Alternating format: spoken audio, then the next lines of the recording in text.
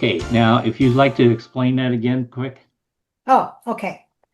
Do you want me to go through the whole thing? Uh, this is I'm sorry. Yes. this is a photo of this is my reference photo. So I took this photo while I was plein air painting up in northern Michigan. I went on a painting retreat in the winter.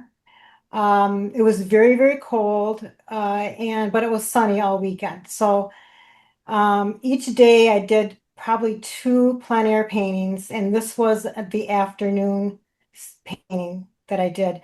Um, this is I don't know if you can, hopefully you can see this.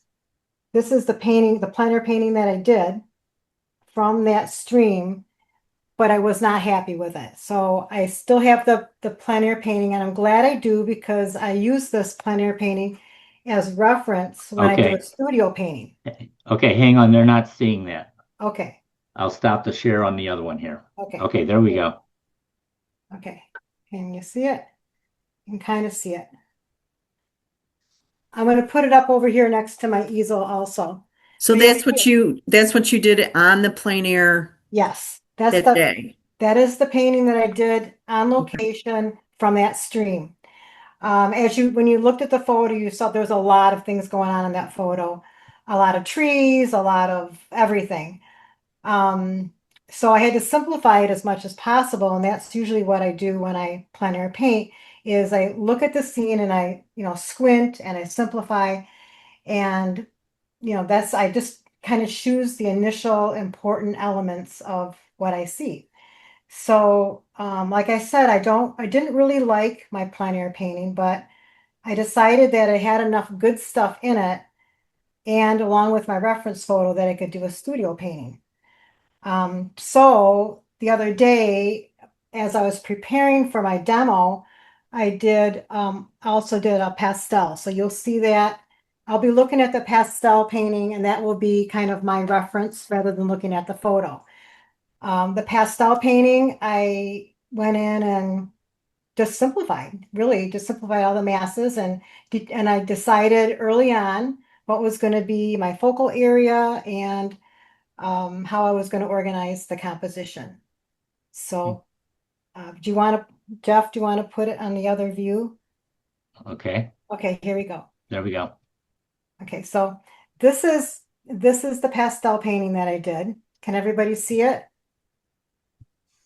It's a 9 by 12, and it's a pastel on this paper called Pastel Matte. I don't know if any of you are pastel painters, but I don't usually use this paper very often, but I'm glad I did for this one. It just seemed to work really well.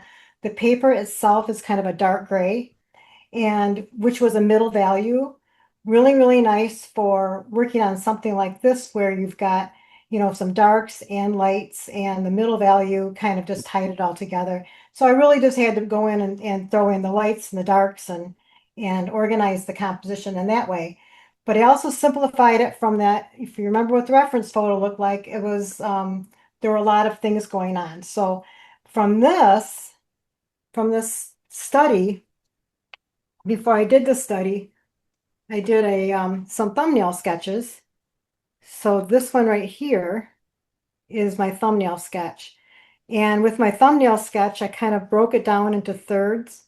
And then from that thumbnail sketch, I broke down my canvas into thirds as well.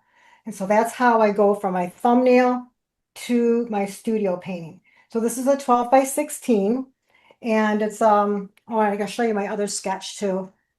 I guess the I guess after I did the thumbnail, I did this sketch also to kind of decide on what I wanted to put into the painting. Um, so this is what is it called? It's called a Centurion Oil Primed panel, and it's a linen, which I like the linen because it's nice and smooth, which I just dip my fingers into the blue, and um it's easy. I think the paint goes on really nice on this surface. It's very smooth. It's not like a rough landscape type of surface. It's more of a smooth surface. So I use this surface a lot in the studio and outside when I'm painting. So I'm used to this surface. Occasionally I'll get a different brand, but this one is my go-to, and it's fairly inexpensive compared to some of the other canvases you can get. Can I ask a question? Yep. So then you don't have to prime that? Is that just, Yes, you don't, it's already primed. This, oh, it and this, is. yeah, this one is oil primed. So you can Okay. get oil primed or acrylic primed.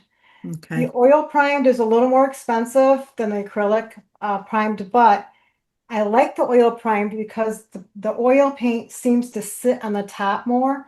You know how sometimes when oil painting's dry, that the oil is like sinks into the canvas. So that doesn't happen so much when it's an oil primed canvas. The paint kind of stays on top and it just seems to be fresher overall.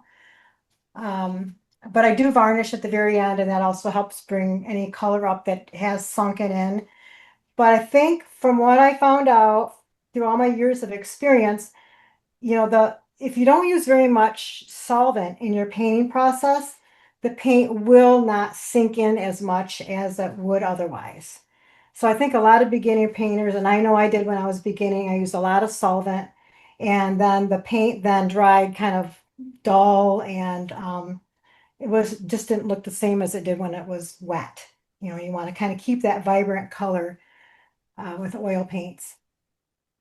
So, speaking of oils, I can go through my, can you see all my colors here? You can go through my list of the colors that I've been using. And this palette here is kind of what I consider a prismatic palette, except a true prismatic palette does not have any earth tones in it.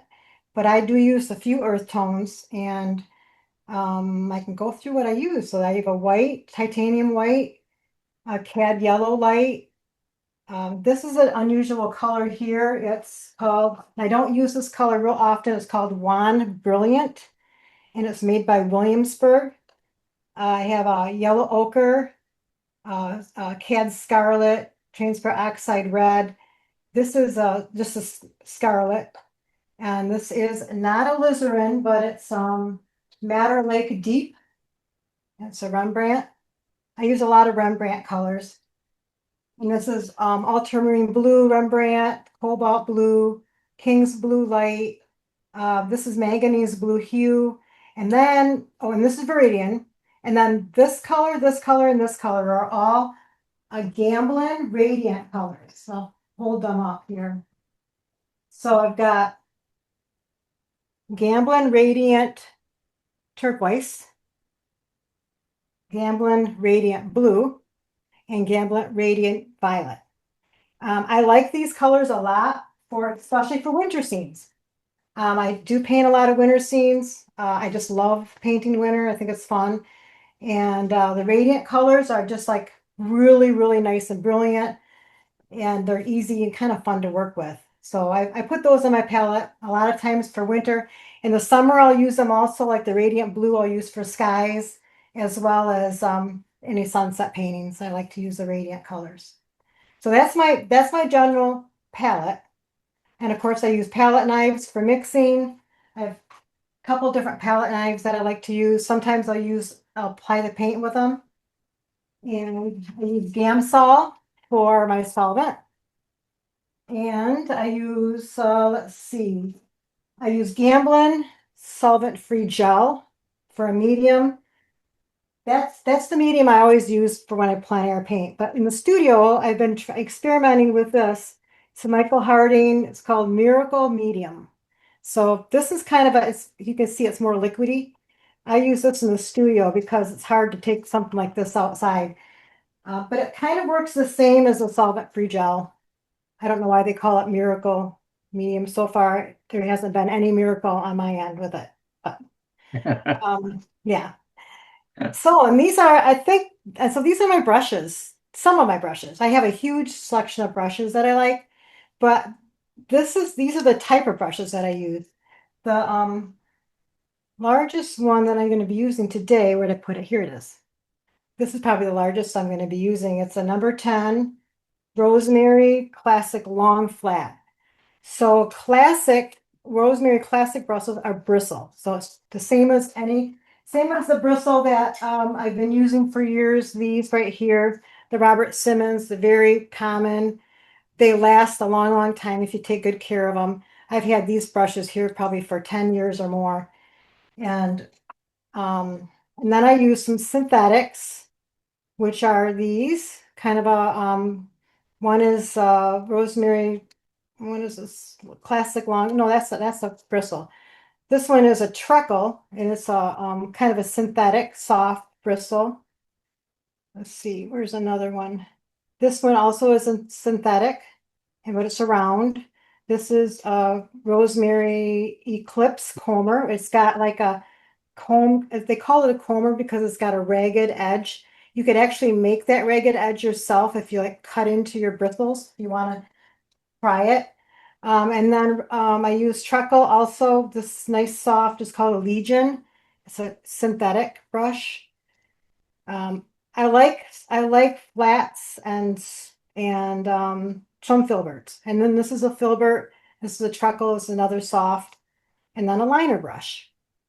So I use all different kinds of brushes, all shapes and sizes. I don't have a particular favorite.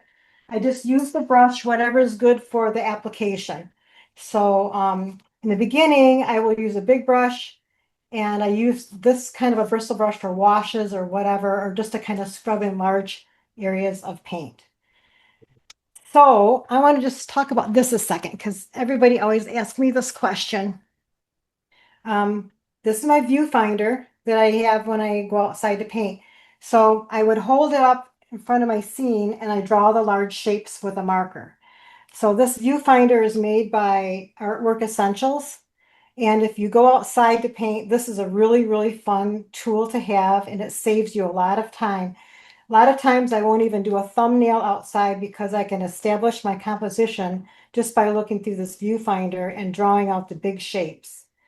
So if you are interested, I would suggest getting something like this because it's Kathleen, fun. Yeah, can you remember to write me up a little description of that so when I sure. put the YouTube video out, I can add Yeah. that to the Yeah, description. yeah. And then Okay. I'll write down all of the paint, the colors that I use and the brand because Okay. I experiment sometimes with brands, but I do have certain brands that I use all the time because I just like the consistency of the paint and maybe the transparency of the paint.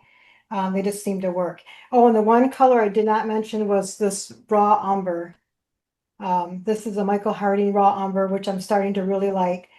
Raw umber is kind of a grayish brown. I don't use it a lot, but I am going to use it today when I block in some of my areas. Okay, any other questions before I start?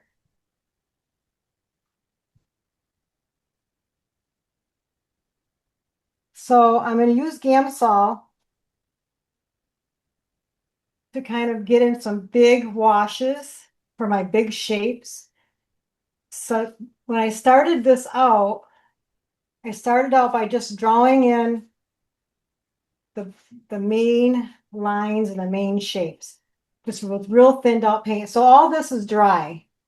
And, it doesn't really matter to me if it's dry or not. I could work with it when it was wet, but I wanted to get something on the canvas before we started because that took me a good 10-15 minutes to make these decisions as to where everything was going to be placed. So let me talk about that for a second. This area is going to be my focal area right here. This is going to be the darkest dark. This is going to be the lightest light. And so this just makes a really nice focal area. And then my composition is kind of an S-shaped composition, kind of going through this way. So it goes in this direction, the creek does, but the sunlight's going to be coming through this way. So this is going to give me a nice lead in here. And you can see in my study where I have the lead in coming in from the left to the right because the sun is up here shining up and through this direction. So when I'm outside, I always try to know where is the sun coming from? Which direction is the sun shining on the landscape? And then that will, a lot of times that will determine my composition. It will determine where I want my focal area a lot of times, depending on the contrast and what kind of mood that I want to portray. In this one, I wanted to portray a nice kind of a soft mood. When I first started my plein air painting, it was a little bit overcast and then the sun came out and was really brilliant. So I just kind of remembered that. And the more times you plein air paint, it's kind of nice because you add into your memory bank how the landscape, how a lot of times how the landscape will look. And so if my landscape that I'm painting isn't actually ideal, I can steal ideas from my head and from my memory. So, like for example, this area up here, the sky, I could make this sky like an early morning sky. I could make a late afternoon sky or a noon sky. I can make any kind of sky that I want as long as it fits with the general appearance of this landscape. So the pastel over here, you really can't tell right now what time of day it is. But there are a couple clues. The one clue is the really warm light tells you that it's probably a late afternoon, like the golden hours is approaching because the light is a lot warmer. And the sky up here, I could make that even warmer than it is, but right now I've got it in the pastel kind of a this violet, kind of a reddish violet color. And my overall, I always try to think about what is my overall dominant hue. So the dominant hue in this painting is blue. There's blue greens, there's blue in the snow, blue violets.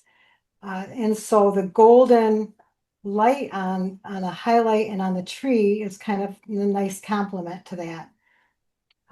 So yep, I have my darkest dark and my lightest light's going to be there. So when I first start out, a lot of times I will note it like with a couple of strokes of paint.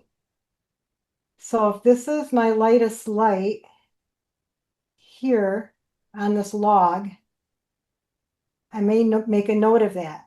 My second lightest light is going to be over here someplace. But I hate to get too detailed right now because this creek may change just a little bit. And I try, in most cases, I try not to put too much white down too soon. In a winter scene, though, it's kind of hard to avoid that. But in most cases, like any other season, I try to avoid putting too much in there until I'm really sure where everything's going to go. Because you're working with oils, you're working from dark to light. So at this point now, since I already know where my darkest dark is, my lightest light, and I have a few values already placed for my placement, now I have to go in and put my big shapes in. And my big shapes that I'm going to put in first are going to be some of my darks. So I'm going to use this brush and kind of do a nice wash back and through here. This is right about where the horizon line is too, right in through here someplace. So I always got to think of that. Even though it's a woodland scene, I still kind of have to know where my horizon line is.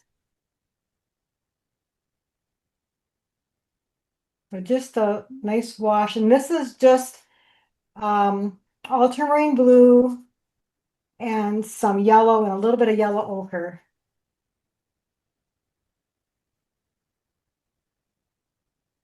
Just try to get it in really fast. Sometimes when I'm in the studio, I like to just paint like I'm outside. When you're outside painting, you have to paint kind of fast because the conditions change quickly. And I think the faster you paint, the more loose you stay. All right, so here's the whole woods back here is like one big mass. I like that idea of the one big mass, but I'm also going to go in and make this lower part of the mass just a little bit darker so I can start to do some gradation in here. This pile of paint is ultramarine blue and some alizarin, or not alizarin, the madder lake, which is like alizarin. So those two colors make a really nice dark violet. The color underneath that is a dark violet with a little bit of white. So you can kind of see that's a dark violet. My greens, I'm going to talk about that for a second. The greens I always make a mother pile with ultramarine blue and the cad yellow light. And so I started out with a mother pile, and then I tweaked that mother pile with a little bit of transparent oxide red, which is the same as burnt sienna. So that kind of is a reddish color. So the green and red, it kind of dulled it down, the red in there. And then from that pile, I moved some over and added a little bit of white, a little bit of yellow ochre. So all these are variations, all these greens are variations on the mother pile of green that I made myself. Now I could have used Viridian, but I didn't want to use Viridian in this one because Viridian, as you know, is kind of a vibrant color. But I did use the Viridian to make a pile with that Madder Lake. And Viridian makes a really nice, let me just do this a second. Viridian and alizarin or Madder Lake or any kind of like a warm red like that, or cool red, I mean, is a nice gray, kind of a gray green. It's a beautiful gray green. Of course, the more white you add, the lighter it's going to be, more gray it will appear. And if I add more of the Madder Lake, which is the same as alizarin, see it goes kind of a reddish, almost a reddish gray green, almost like a violet. It actually makes a really good violet for creating depth. So I'll put some more red over here just to give it some interest. Okay, so there's a nice start. Now I got to start thinking about, this shape. I want to make this shape interesting. I want to show some depth because it is the background. So I would have to then go in with my sky color in a minute, but not yet.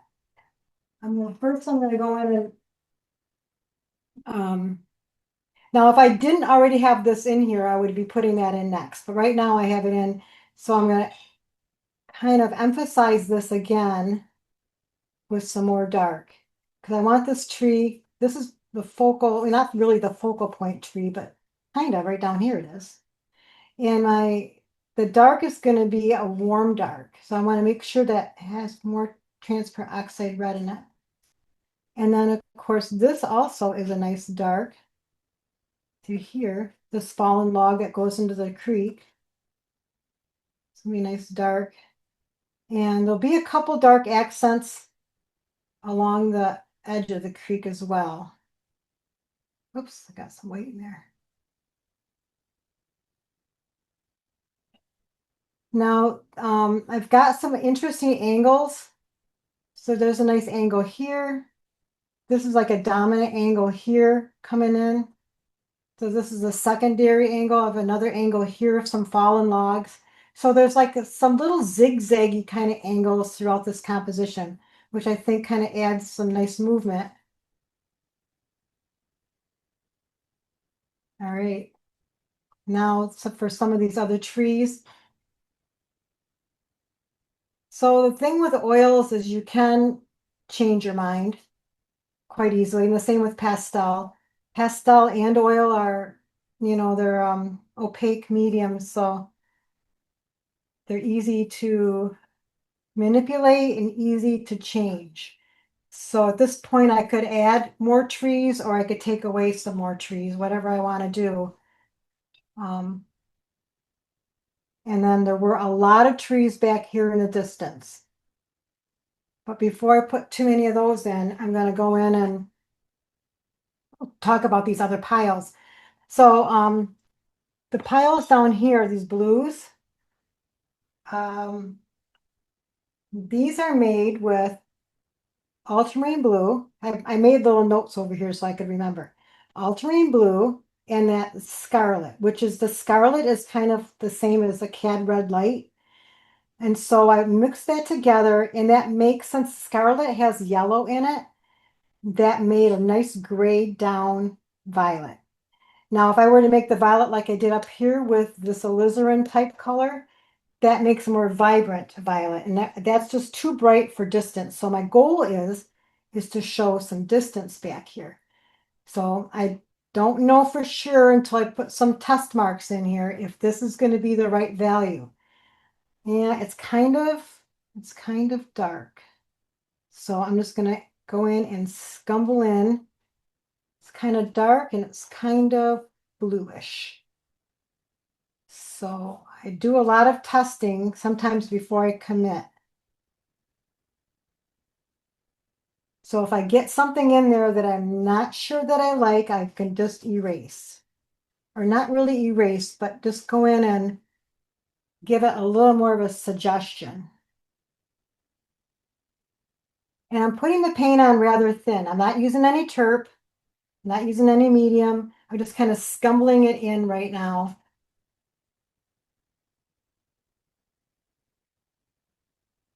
The value is pretty close to those background trees, which telling me that the background trees are not quite dark enough if this is the value that I want for that background snow. So what I think I need to do too is just gray it down a bit. So I'm going to gray it down a little bit more. And I'm just going to go in and scumble all this in just to get some color in there.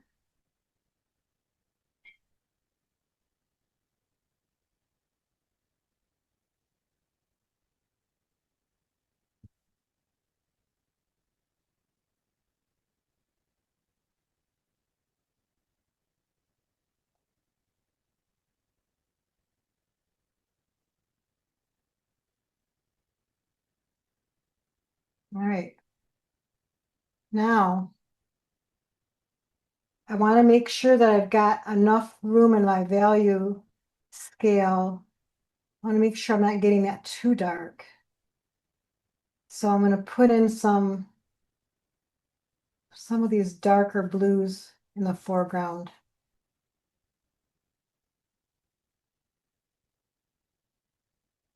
I already know that I want these. This is an angled plane right here. Is angled plane is not going to get as much light as a top plane.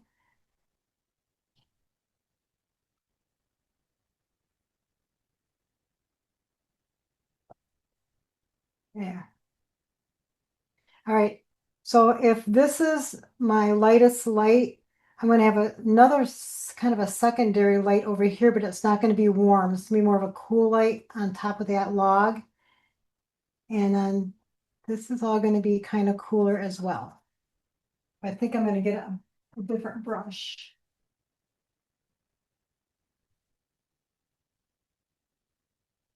I need to scumble it a little bit faster. This is a bristle brush. It's I like it because it's just kind of big and bulky and wild, and I kind of like this kind of brush sometimes when I'm not really at the place where I need to put any detail and quickly scumble in some colors. This one works really nice.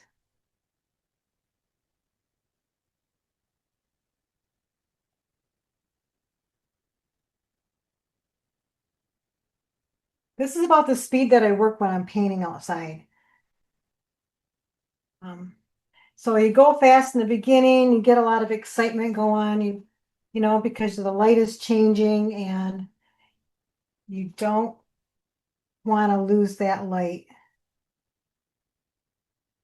If the light starts to change, you know, that's the one thing about grabbing the light conditions right away, because the light will change on you. And if you just kind of get it memorized, or at least get something down and kind of memorize where everything is, then you're not so panicked. Okay, so that's a very rough block in. Now, next thing I want to do is block in some of these trees and this log right here. So I have this, let's see, transparent oxide red and some ultramarine blue. That makes a nice grayed down brown. I'll warm it up just a bit. I'm gonna do the same thing. I'm gonna kind of scumble in some of this in here just to give it a value.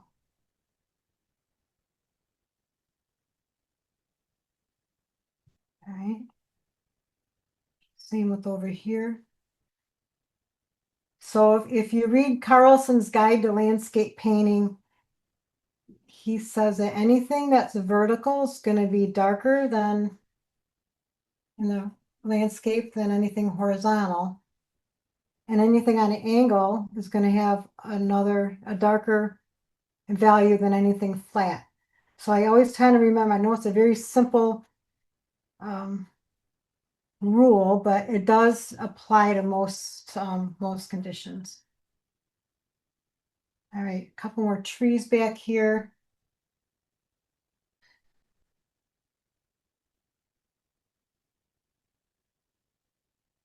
And I'm using, this is just a flat synthetic brush.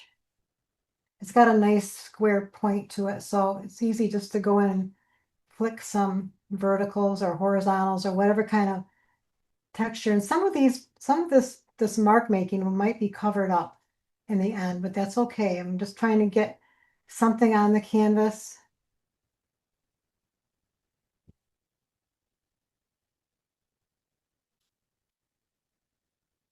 And I'm trying to avoid too many details at this point. I don't consider these trees a detail. I'm just trying to consider placement.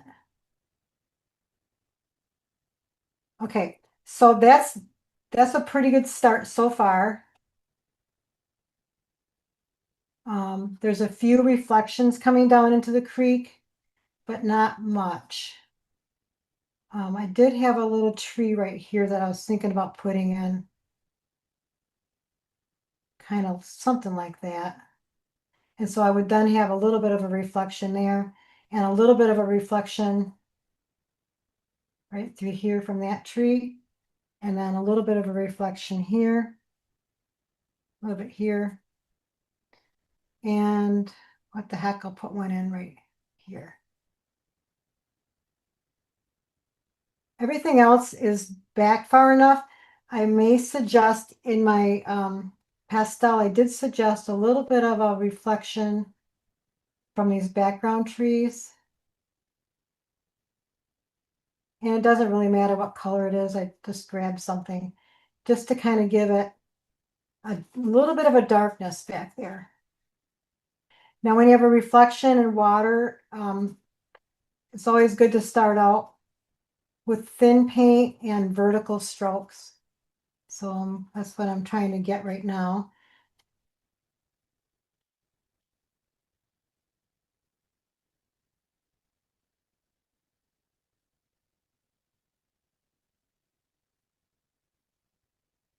Okay.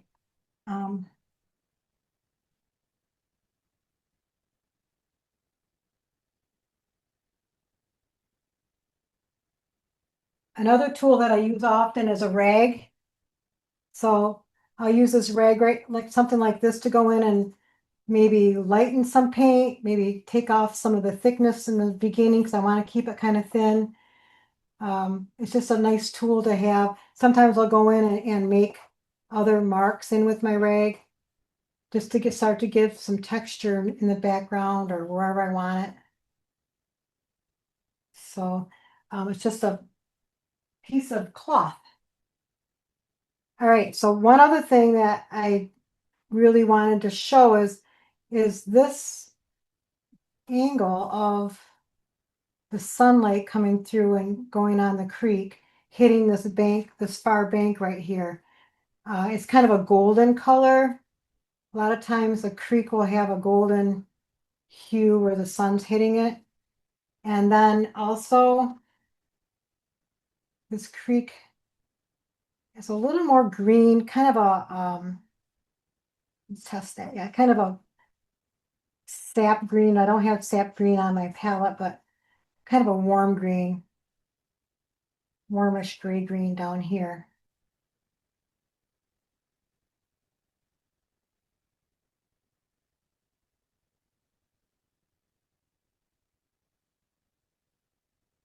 There, most of it's blocked in except for the sky. And, oops. And I think I want to just maybe emphasize some of those shadows. Oh, that's a little bit too strong.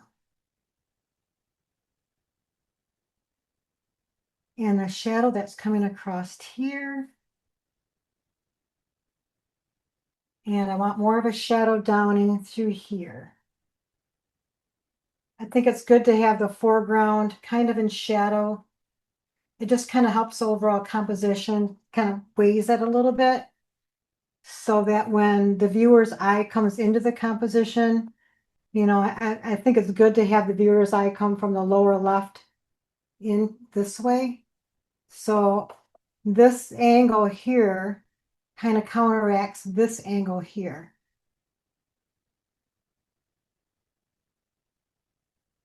And just having the weight down here also will help anchor it. That's why I also wanted to make sure this was a little darker. Now we have some shadows coming through. There'll be a few in here possibly. Okay.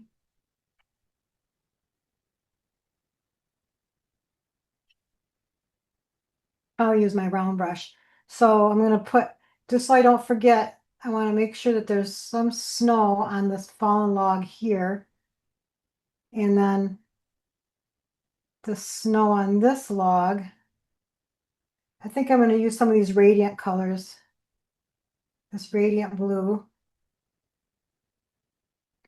Because I want to be able to compare. I'm at the point now where I have to start comparing one value to the next. So if this was a nice brilliant blue, where the snow is in shadow here. So then I want to make sure that the snow behind this brighter blue is darker. So that's how I'm going to compare one to the next.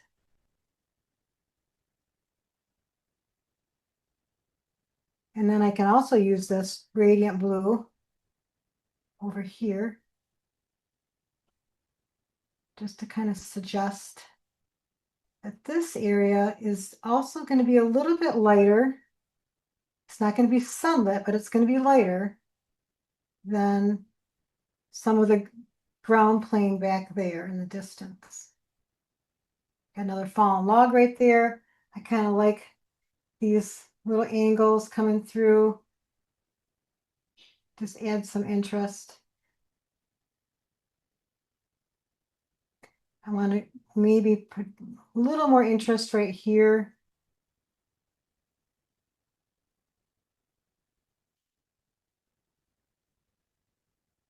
Does anybody have any questions at this point? I'm gonna take a drink of water.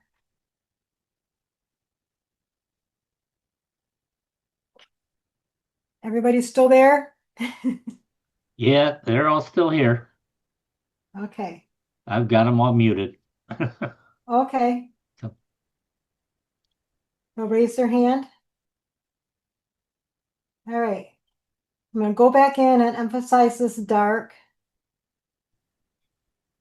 Just again. a reminder, if you have a question for it, just unmute your mic, ask your question, then mute it again. So Yeah.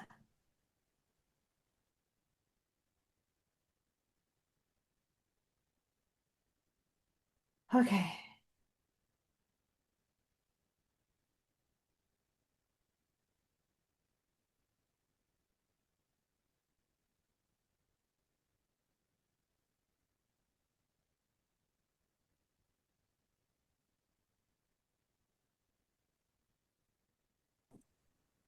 Kathleen, what did you do your original sketch on the paper with? Of this here. No, the one that you are doing the painting on now. Oh, this here. Yeah, you had a This sketch surface. when the class started. This is Centurion Oil Primed linen panel. And then you just started using paints right to sketch it? Yeah, this is the brand right here. Okay. Yeah, so I just use, so a lot of times I will tone my panel with a raw sienna. So it's just a very, very light wash of a tone. And that is totally dry. So so that was totally dry, and I went in and I did my rule of thirds with pencil marks. So I kind of knew where the placement or everything was going to be placed. And then I went in just with thin down paint, which was transparent oxide red and ultramarine blue, just to get my big shapes in and just for some placement. That's how I started. Okay. Does that answer your question? Clarice? I muted myself again. Yes, thank you. That helps. Okay, Yes. Yeah. okay, good. And Kathleen, if you could give me that information about what type of panel that is, I'll I include will. that in the video description. Okay. I just wanted to say that I have started using those Centurion oil prime linen panels in the last year, Uh-huh. and I really like them. Yes. I also bought like the canvas and a pad that I use for kind of class projects, where I'm Uh-huh. not sure if it's going to be a painting that I'm going to save, but I really enjoy Sure. that surface. Yeah, that is a nice surface. I've used that before too. And a lot of times I'll do little studies on those, like little color studies, or if I'm testing out colors for a painting, especially a large painting, I'll do like a little series, almost like this. Like I'll do a series of maybe blue grays or blue violets and see how they all kind of relate. And then I also can, like, let's say I made up this palette here and I'm working on a really big painting. Well, if I'm working on a big painting and it takes me a couple weeks, sometimes I can't remember what colors I mixed to get what. So I'll do like little, take that canvas pad and I'll put splotches of the colors that I made and like how I made them. So just like little color notes, and I can refer back to my color notes as I work on the painting. Or if I want to try to repeat those colors again for something else.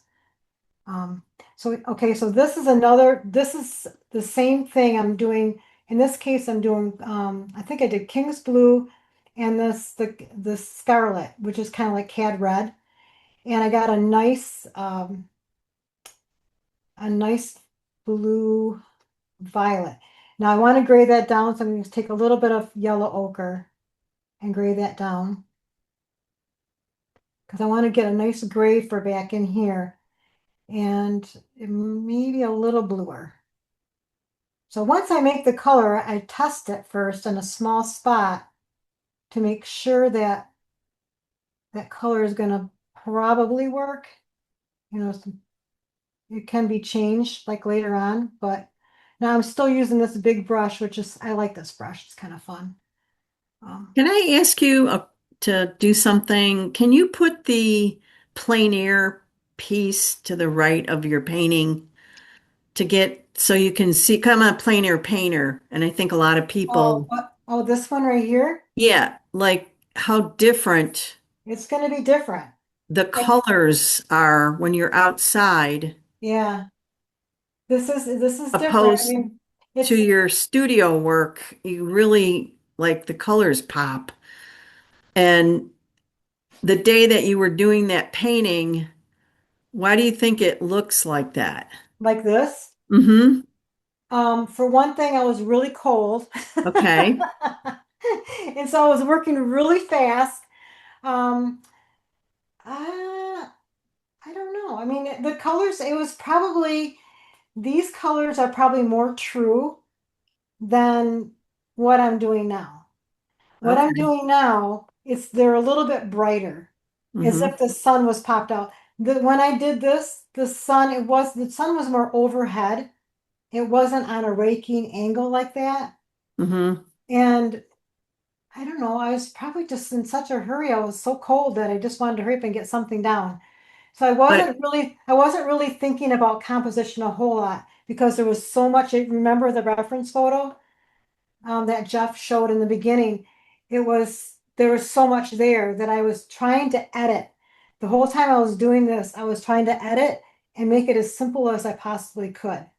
And so that takes a lot of thinking power. And I wasn't really thinking about the colors as much as how to edit that composition. And so that's why I don't really like my plein air study, except for some of the colors that I use and just to remember the experience. thank you. I mean, So I try to get people to plein air because I run the plein air group. And I oh, think it frustrates people because, uh-huh. like you said, it was cold and you were in a Yep, hurry.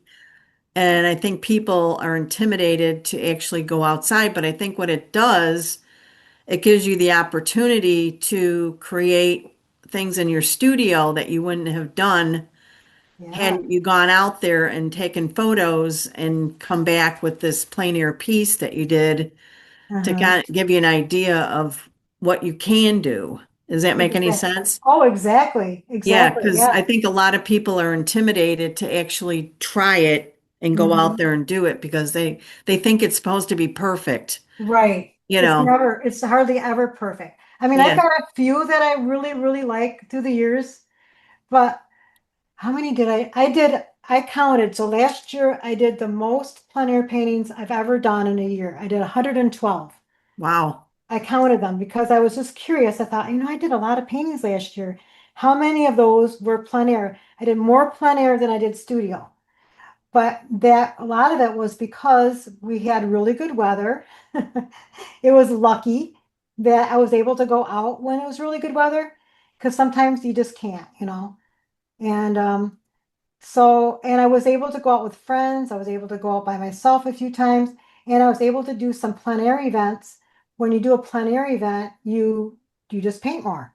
You do 2 to 3 paintings a day. So all of that all added up to being very prolific this past year with plein air. So Hmm. now I have a huge stack of plein air paintings that I can draw from for my studio work. So in the wintertime, I mostly do studio work because it's colder. I mean, every once in a while, it'll be perfect conditions for painting outside, and I will take that advantage. I'll take advantage of that if I can. But so far this winter, I have not been out to paint once. I mean, there's been some times when I could have gone out, but my daughter got married in December, and I mean, family kind of trumps all that. So uh, I just didn't get to paint yet, but I will. I think it actually helps you like get the perspective and um it helps you with the lighting, like to Mhm. capture like what you're doing with the painting now. You're making these shadows and the light where the light's coming from. I think that when you plein air, it kind of makes you think about where the light is. Exactly. That makes And sense? yeah, and you can see, you can more because cameras lie. I mean, sorry, photographers, but they do. They lie. They're not going to tell you what the colors are in the shadows. It's not, and so you have to. It's just good to experience it. Not only that, but you're out there and you're in nature. Everything's so pretty, and it's such a good inspiration. And you can even just go out and make some quick color notes. You don't have to do a whole painting.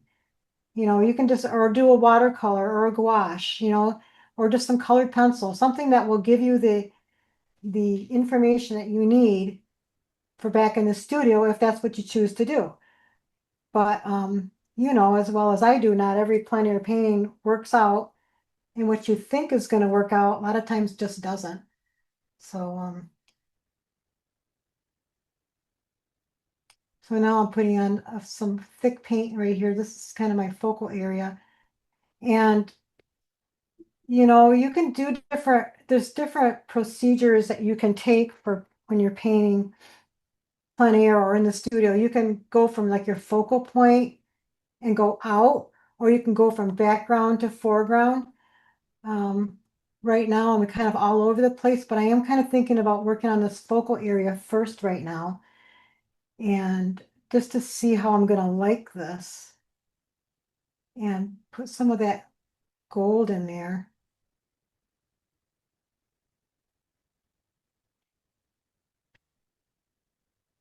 And then the sun on this pine tree.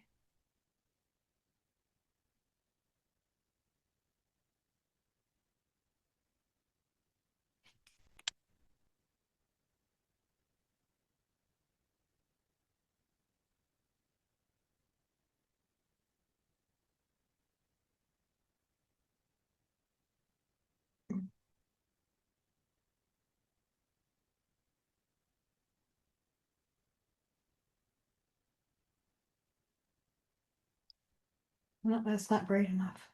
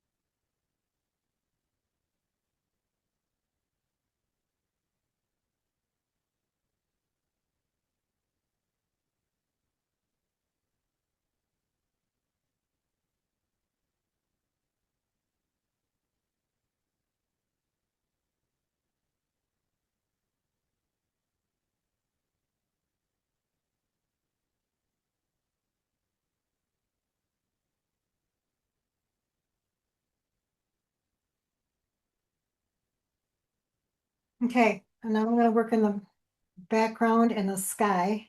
Get some of that in there.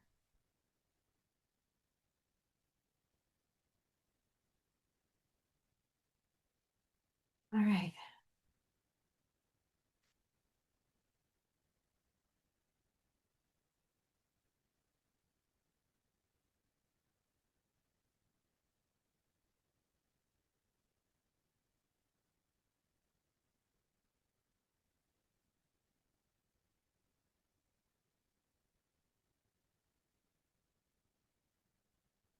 So I'm gonna use some of this Radiant Violet again. Put a little bit of medium in it. That medium, this Gamblin solvent-free gel, kind of tacks up the paint nicely. And so the next time I work on this, that paint should be almost dry.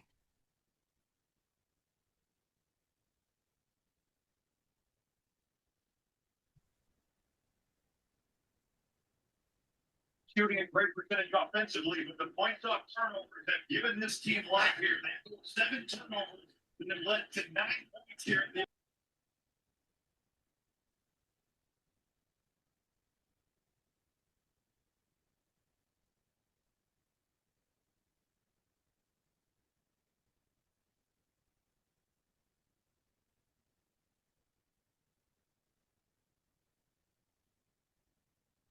I almost forgot I have a pine branch coming down through here. Kind of want to get that in there.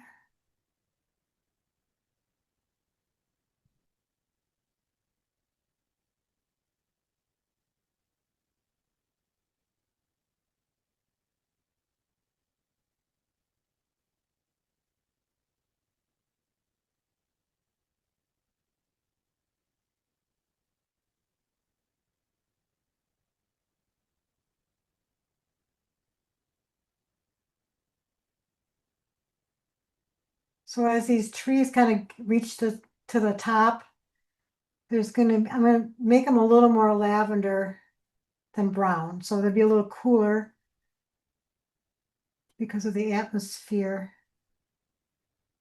Just kind of gives it a nice variety from here to here. This year, when I'm painting, so I try to create some goals. So this year when I'm painting, I'm going to try to concentrate more on brush strokes and variety of texture. So that's my goal. I think every year it's good to have like a goal on how to improve, what you can do to improve your work. And that's one of my goals that I'm going to have.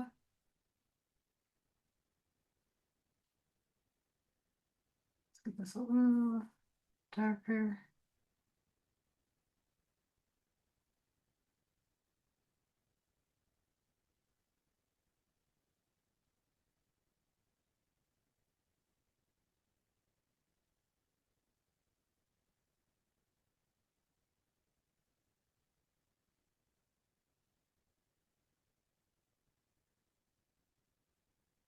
So there's no solvent in this paint right here. This is just paint.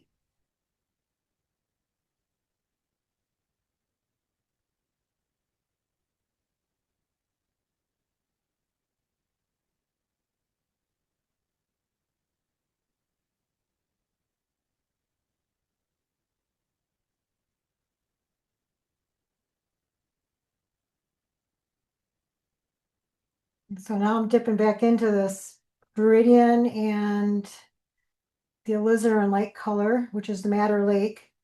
It's mixed, it's pretty dark. See, if I just put on like that, that's pretty dark. I don't want it that dark. So I'm gonna take any of these other colors, which I think I'll just grab this Radiant Violet and lighten it up so that when I bring it up towards the sky, it's not light enough.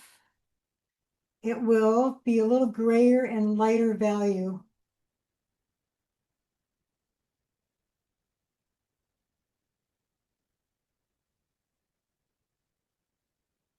A little bit lighter.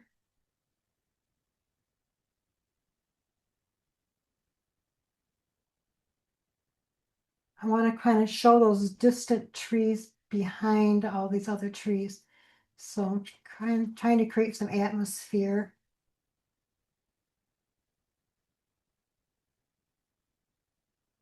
And it's also a little warmer.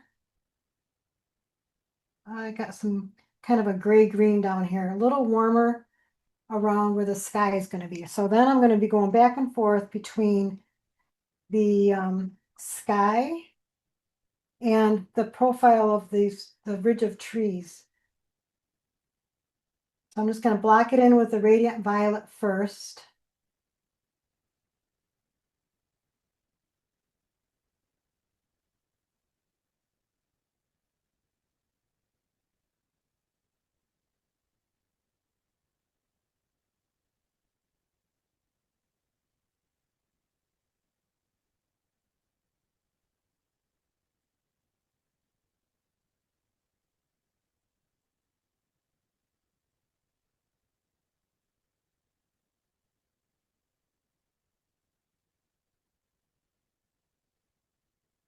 I'm looking at my study, and my study, I've made like a V shape down here with the sky. I kind of like that.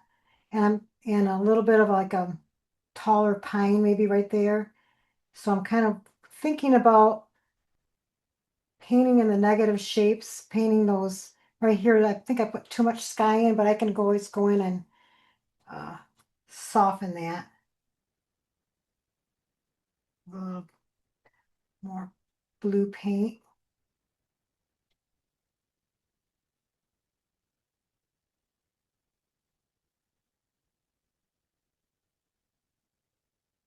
I want to have it, keep it kind of asymmetrical. So this side will be not so much sky, kind of more filled with the trees. And this side won't be. So, and here I'm just trying to suggest what's going on back there. And then, oops, I've got this warmer tone, a little bit of yellow ochre and some cobalt blue. See what that does. That's good. Just a little bit lighter.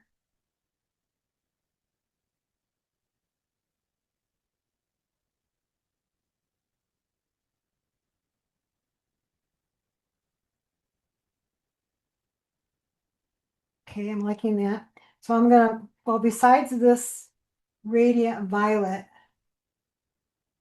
I want to put another color in there because I don't like to just do one color in the sky. It's got to be more than one. So I think I'll mix up some turquoise, radiant turquoise and white, and see what that does. Try to keep it about the same value. Looks about right. Yeah. And just kind of give it a little bit of variation. Putting one color on top of another. I'm not really blending, just kind of adding.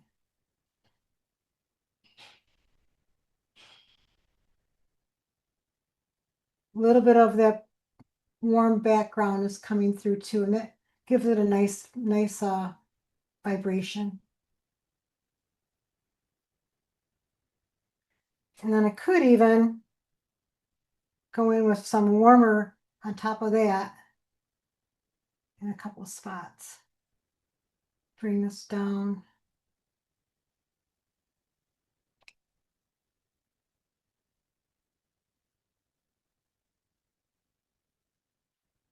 You know, sometimes it's just experimenting to see what works.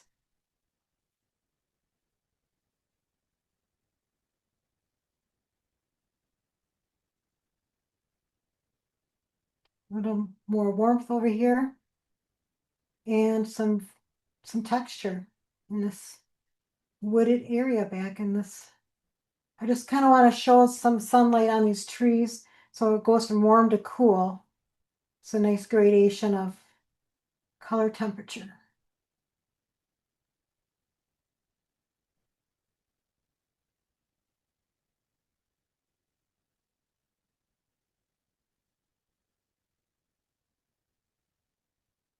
And I don't know, just kind of like it's fun using a big brush like this because then you don't get bogged down with any detail.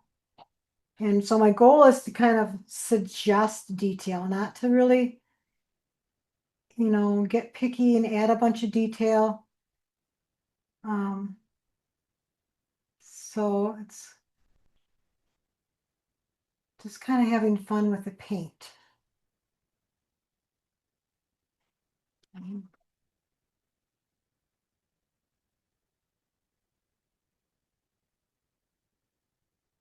right, I'm gonna go back in with some of this darker violet and suggest a few tree trunks.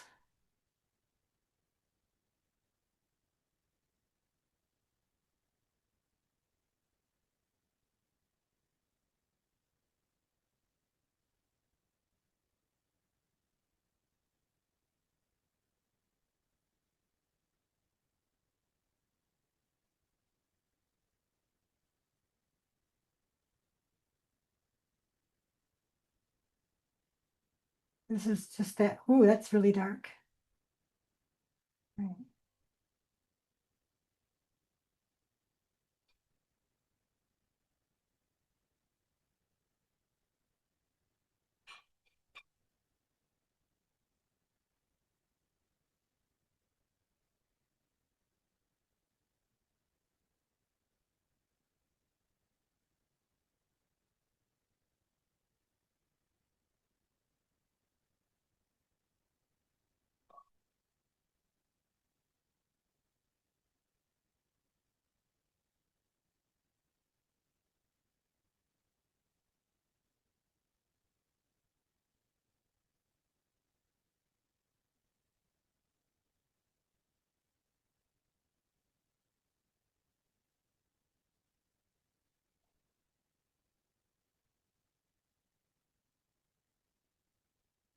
Okay, down here I've got like I don't know if you can see this reddish color.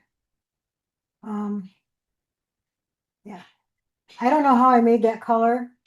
That was kind of a mistake color that I made. But I wanted to put some red back here. Those kind of redwood or red dogwoods that grow in the woods. I just thought it might be a nice contrast to put some of that in there. And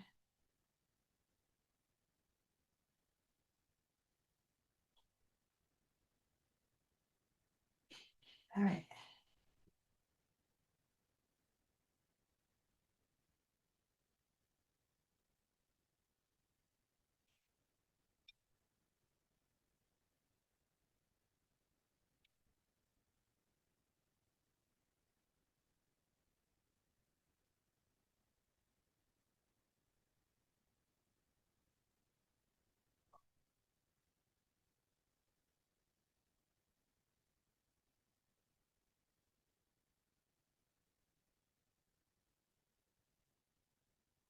I'm still trying to create depth and try to create that mysterious feeling of looking into the woods.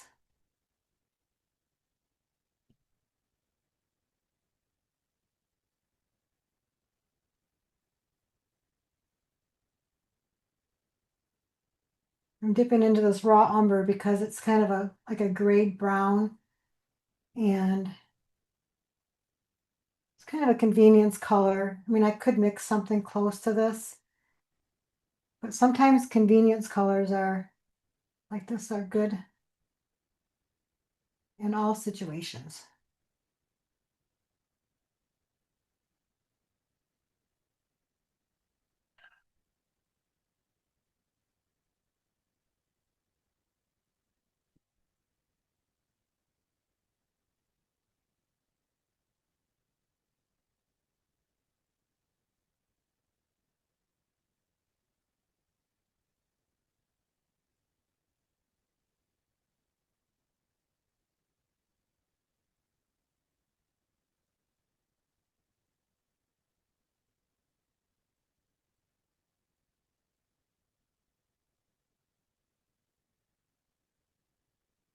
Okay, got time to step back and analyze what's going on.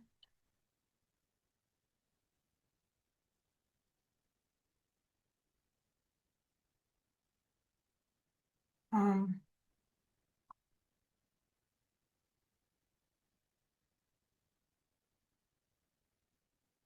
Sometimes I use this little wipeout tool. Um, That also kind of starts to give some texture back into here.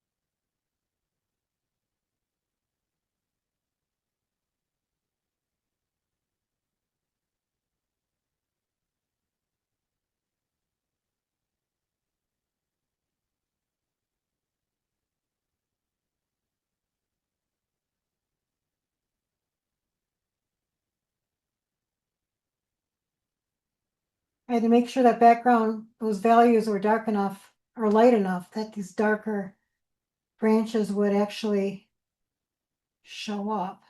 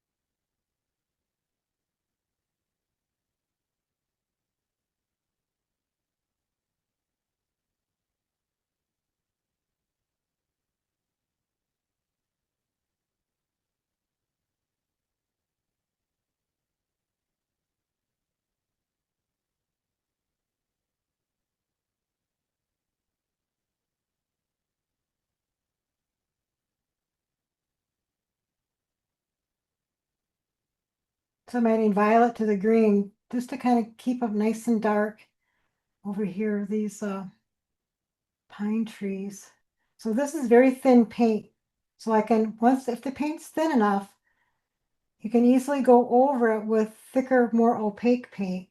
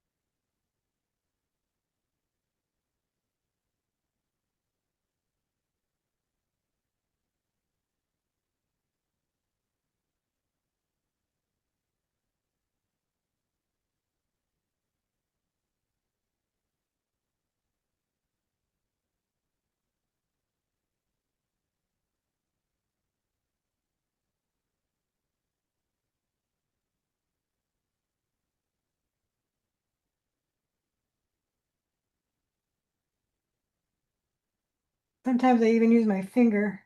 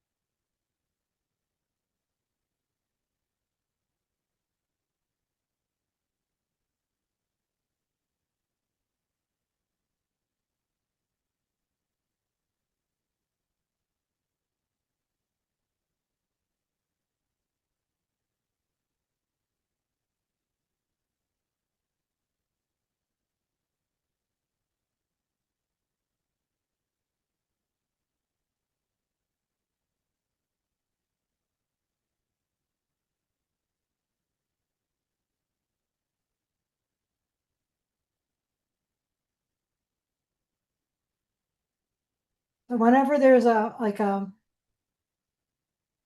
dark like these darks in through here, you want to make sure these are kind of a warm dark.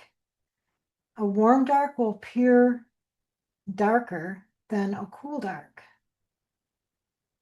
according to Richard Schmidt.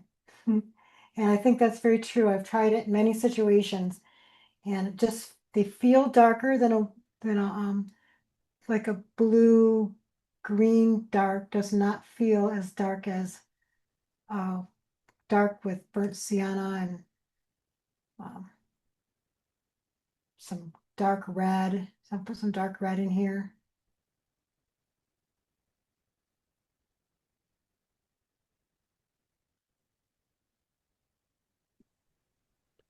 Kathleen, what kind of Hear I'm me? sorry, what kind of easel is that you have? I've never seen anything like that. Oh, this is a plein air easel. It's made by U.Go, like capital U dot G-O. Mm-hmm. And another artist friend gave me this idea, and they have three different sizes. So this is the largest size. Then I bought another one. This is the smallest size. So this small Oh, size, so they're both made by the same manufacturer, U.Go. mm-hmm. And I take the small one. I've only used it a few times because I bought it last year. I'm using this small one for when I go on trips. Ah. So it'll fit in my backpack. And I bought a lighter weight tripod to go with So it. are they both on tripods? Yes, they're both on tripod. Okay. hmm So I won't have as much mixing space as I do with this, but the trade-off is I have something lighter and more portable. I can put it in a backpack if I want to, or Yeah. it goes on my carry-on, much easier if I'm flying somewhere. That it looks really nice. Yeah. It is, and the thing is this palette can slide out to clean it if you want to, but I never do. I don't need to slide it out. You can clean it. So this is glass, and Yeah. this is plastic. Mm-hmm. I'm going to keep the plastic palette in this one just for the weight, but this one I don't really care if it's a little bit heavier because I don't carry it in a backpack, when I go out to paint. Yeah. And so I like the big mixing space in this one, and then I ordered a glass palette and took out the plastic one, and this is just a glass with a gray backing, so it's a neutral gray. Oh. So that's why this looks different than that one. Was it from the same company? So it was Yes. meant to go into that? Yep, same company. The U.Go makes these, and they make glass palettes. In fact, if you want a glass palette for your studio, they've got all different sizes, and then you can get one that has the gray on the back of it. So you can actually That's get one. nice to know. You can get one for your studio as well. Yeah, it is. It's very nice to have. Thank you very much. You're welcome. Okay.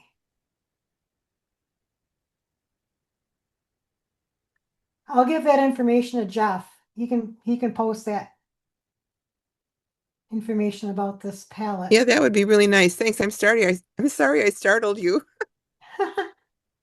I guess I was, you know how it is. You get involved with what you're doing, and pretty soon you don't know what's going on.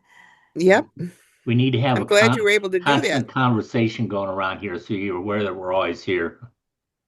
Yeah. That might be helpful. I don't know.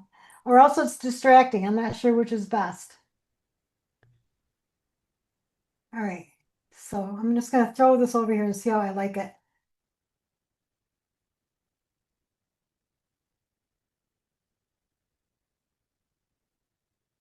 So I'm going to start working with some of these radiant colors now in the snow. And this turquoise is kind of nice. It's given a beautiful vibration of the warm and cool blues.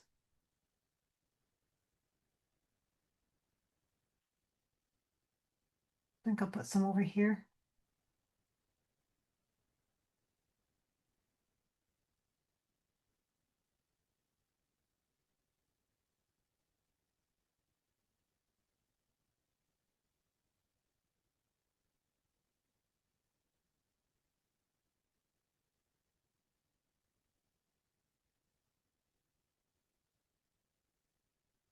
You notice when I pick up a color, a lot of times I'll just test it before I commit. So like I just tested this radiant blue. I mean, this is pure out of the tube radiant blue. I didn't even add any white to it or anything. But I wasn't sure if it was going to be the right value, but I think it is. Pretty close. Another question, is there much of a change in color when this dries? No, there's no change in color. Oh, that's wonderful. It'll dry just like this. Yeah, I primarily paint with acrylics, so there is a color shift in a lot of them. Oh, okay. I've never really painted with acrylics much.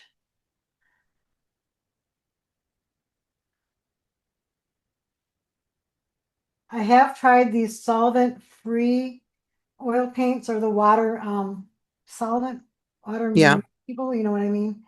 Mm-hmm. In fact, I have a nice little collection of them. And I was using them last year quite a bit in the studio, and I don't know, I have a hard time with them. They just don't work the same. They just, I don't know. I don't like them too much. But okay. I'm gonna go back down to these gray blues that I mixed up earlier for this bank.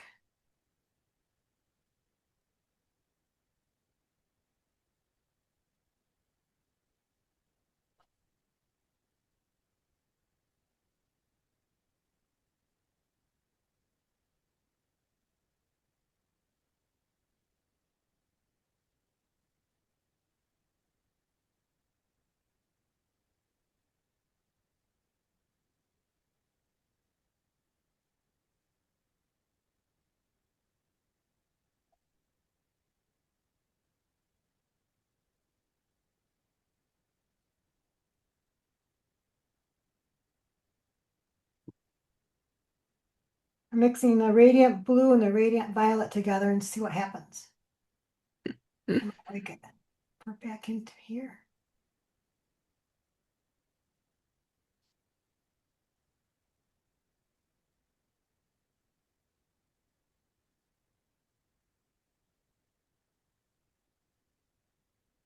So are those radiant colors pearlized, or are they just sort of somehow mixed with white and just an easy go-to? They're not pearlized, no, they're just I don't know, I don't know how they mix them, but whatever kind of mixture it is, it's just the color just seems to be more vibrant. Mm-hmm. You know, so you do have to kind of use them with caution. Yeah. But because they're intense. I guess I shouldn't say vibrant, I should say they're more intense. The color is but I like how they work with, you know, the snow scene like this.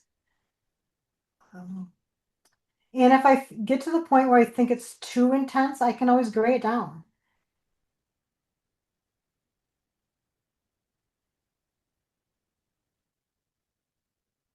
Because right now that is very violet. I don't know how it comes across on camera. Um, it might be too violet.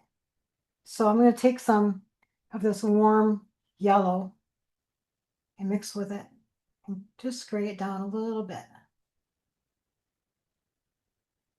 I just looked it up. It says they're pure color mixed with white. Okay. That is the Gamblin, right? Yes. Yeah. And I'm wondering what kind of white they use, if they use like a zinc white or a titanium white, because sometimes that makes a difference what kind of white they use. Let's see.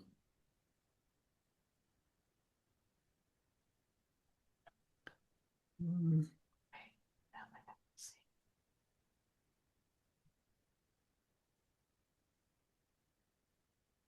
They come in 8 colors: Mhm.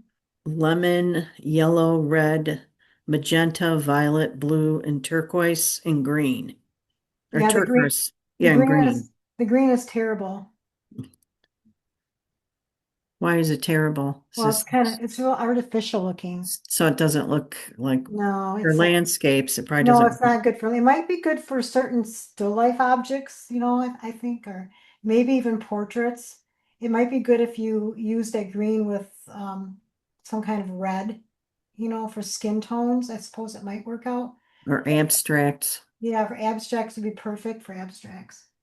Okay, I've got a lot of empty space over here that's bothering me, so I'm just gonna see what happens if I mess it up a little bit. And add in. Oop.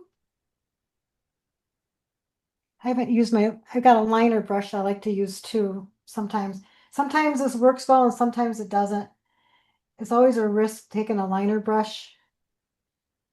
Because this kind of implies detail, but I just got and feel desperate for over here. I need to do something. So I'm just going to try this. And I can always go back over it if I don't like it.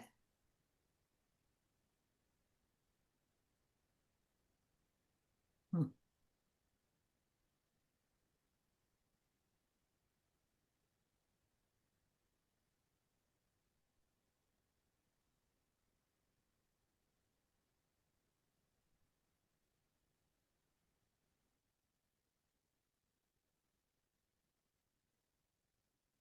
Sometimes also a liner brush like this will just give different marks and texture.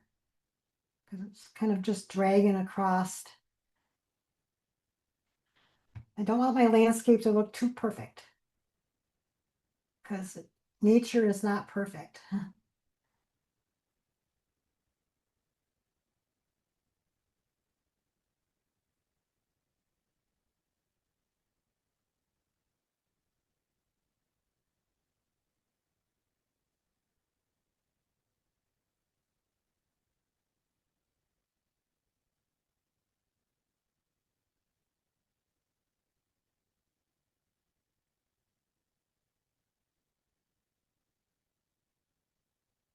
And Okay, it says the white is a titanium dioxide mm-hmm. pigment with a safflower oil binder.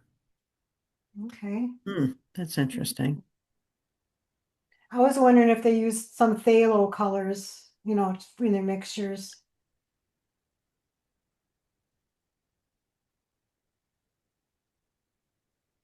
And then it says it's light, fluffy, almost whipped cream like. Maybe. Yeah.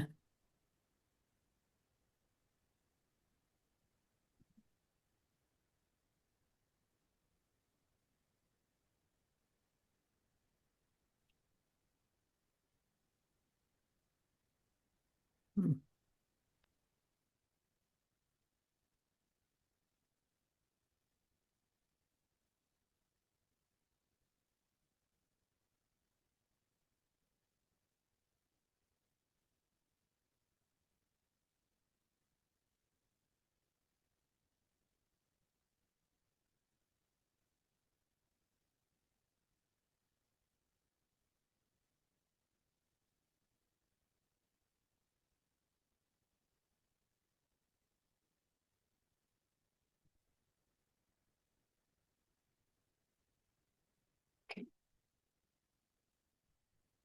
Jeff, how much time do we have?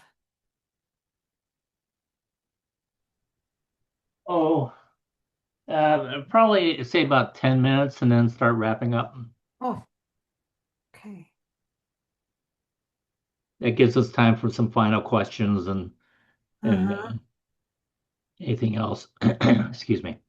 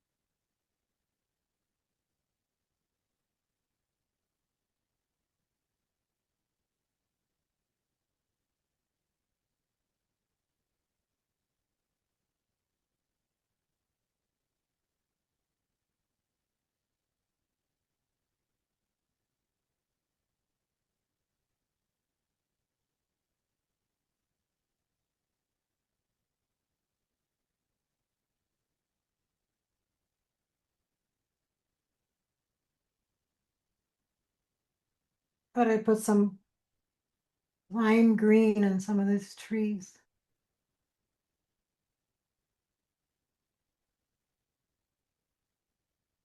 Okay. Well, I will be finishing this up at a later, maybe even tomorrow. Oops. Um, uh, Yeah, excuse me, yeah, I'm, if you finish it up, if you can take a picture of it, yeah, I and I'll will. send it out to the people, Okay. out to I the teach, members. yeah, I teach a class on Tuesdays, and so I'm going to be bringing it to my class. I won't be working on it there, but I'll show them because I also am going to bring this whole palette. Since I got all this paint on here, I'm bringing another painting, a studio painting. So we're going to talk about brushwork, and I can use this paint. But I'll bring this along, and I'll finish it in the next couple days. Plus, it's kind of good to, back away for a little bit and think about it, see what's working and what's not working.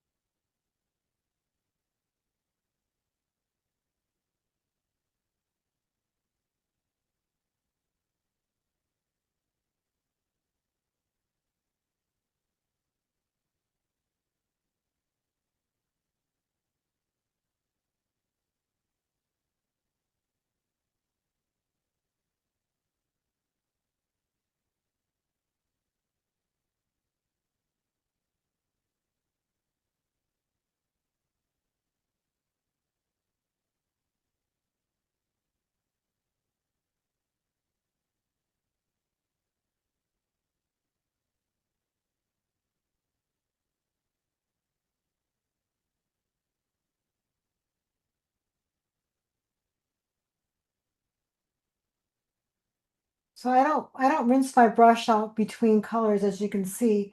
I like to just wipe my brush because every time you rinse your brush in the Gamsol, it dilutes the paint and deadens the color.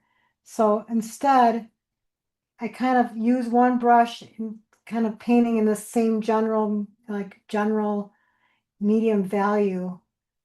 And I'll just wipe my brush in between paint applications. So I'll pick up my brush, tip it in the paint, do a couple strokes, wipe it, pick up some more paint. That way I'm not like constantly licking the canvas with paint. I'm like applying paint every time I pick up the brush. So it's kind of a difference between like going like this and laying the paint on. It makes a little bit of a difference for paint quality.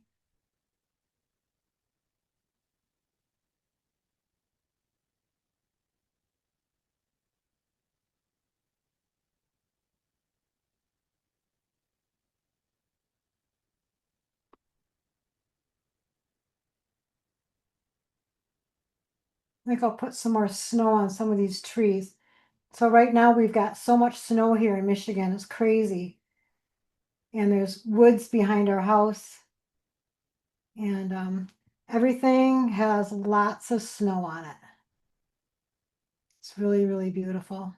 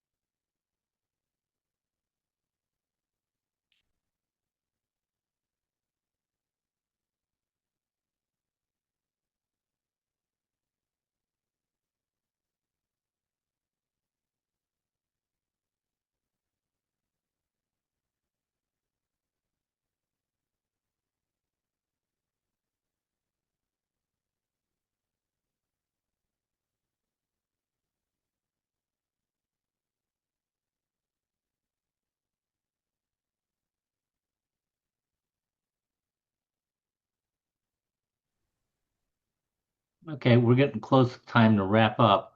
Does Okay. anyone have any questions? Hope you're not all sleeping. Well, Good just a job. comment. This has been Job well fascinating. I done. really enjoyed this. Thank you. It's hard to stop sometimes. I feel like I'm just getting going.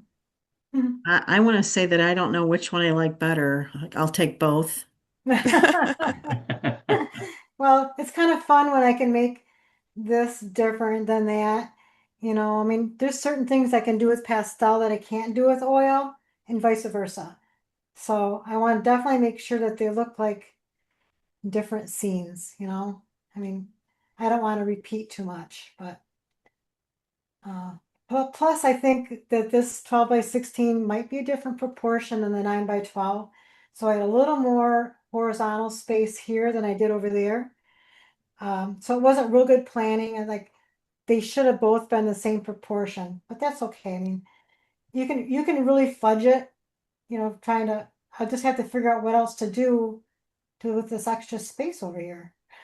What I like about the oil, it's got like the background is a little bit more subdued, so it gives you this feeling of the center where you said you wanted the light, you know, that focal point stand Uh-huh.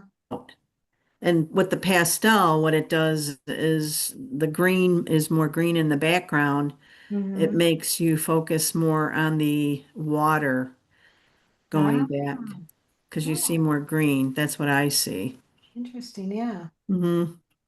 But they're Yeah. both beautiful. Thanks. It's getting there. It's like I think I'm gonna add, like I said, a little more snow on the trees and things. And I didn't even hardly get a chance to work on but I won't have to do a whole lot to this creek. I think that the creek is already reading really well.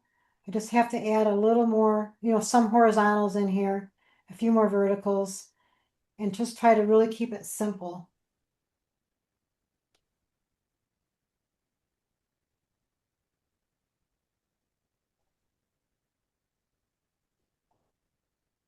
Okay. Well, thank you for your comments, and thank you for watching. Thank you. Thank you so much. This has been wonderful. Good. Thank you. Yes, thank you. You're welcome. Thanks for watching. Does anybody? Okay, I'm in. I think it was really nice. I like both of them. Yeah. Good. I think the reflections in the water really add a lot in having the verticals compared to the one on the left, Mm-hmm. where the strokes are mostly horizontal. Yeah. I think the combination of both here makes it very interesting. Yeah. Good. Good. Yeah. I mean, I still didn't get, I'll throw some nice reflection there from this sunlit snow also. So I think it's a real experience being able to see both of them side by side. oh yeah, okay. Yeah, thank you so much for that too. Thanks. Yeah. I guess it just turned out okay then. Yeah. It was Yeah, great. to Thanks. see the finished work. Yeah, so I'll send a photo, and in fact I might send a photo of this the way it is now, and then I'll send a photo of the beginning because I took one of this and then the final. That'll be Okay. great. Okay, Okay. so then you'll have three different. And when I send it out to the league or have someone send it out, I'll also include your reference photo. Okay. All right. Yeah, So perfect. Yeah, that'd be great. Yeah, yeah, I think our league members will enjoy seeing that. good. All right. Well, thank you so much for having me. It was really Thank you. fun. Yeah, Thank you for Wonderful. doing it. thank Very you. good. It was a great demo. Thank you. Beautiful. Thank you. I hope you could see it okay. Yeah, and I learned a lot. Yeah. Thank you. Okay. Hope All you right. don't get buried in the snow. Well, Yeah. we have a lot. Like I'm supposed to, I'm hoping that the roads will be okay in the morning. I'm not sure if you heard there's a big 100-car pileup in Michigan. Yes, yeah, Not too far from where I live. down here. Mm-hmm. Hmm. So, Okay, thank you so all right. much. All right, everybody drive careful. Good Okay. night. Safe. Good night. All right. Good night. Good you. night, everybody. Good night.